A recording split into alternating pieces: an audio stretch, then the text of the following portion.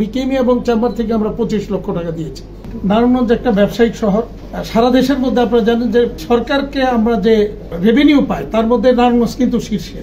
এরকম একটা ব্যবসায়িক জায়গায় যানজট নিরসনের জন্য ব্যবসায়ীরা এগিয়ে আসছে এবং সেই সূত্রেই আজকে মূলত চেম্বার অফ কমার্সের প্রেসিডেন্ট এবং আমি বিকেএমের পক্ষ থেকে, আমরা দুই সংগঠনের পক্ষ থেকে নারায়ণগঞ্জের যানজট নিরসনের জন্য আমরা একটা অঙ্ক দিয়েছি যে কমিউনিটি পুলিশের যে বেতন দেয় সেটাকে সমন্বয় করার জন্য আমরা এই সহযোগিতা করেছি পুলিশ প্রশাসনকে। Narayanganj one of the busiest জায়গা, কারণ এইখান থেকে আপনার ব্যবসার প্রাণকেন্দ্র আমরা বলতে পারি বাংলাদেশের।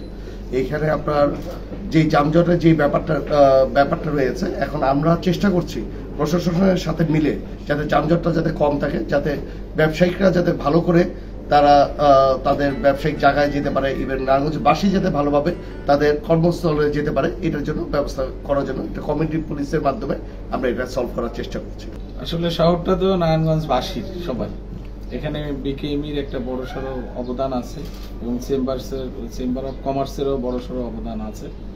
এবং এখানে যেহেতু আমরা সবাই বাস করি, আমু বাস করি, এখানে সবাই বাস করে, তো সবাই মিলেই আমরা শহরটারে যানজট মুক্ত করার জন্য এই প্রয়াস, এবং সবার প্রয়াস মিলেই আমরা চাচ্ছি যে যানজটটা যাতে মুক্ত থাকে, বিশেষত রোজার মাস এবং তৎপরবর্তীতেও যাতে যানজট মুক্ত থাকে, এর জন্য আমাদের সবারই প্রচেষ্টা থাকবে। এবং ওনারা যে সহযোগিতা করেছে বা আমাদের পুলিশের পাশে কমিউনিটি পুলিশের, এর জন্য আমি জেলা পুলিশের পক্ষ থেকে সবাইকে ধন্যবাদ জ্ঞাপন করছি ওনাদের।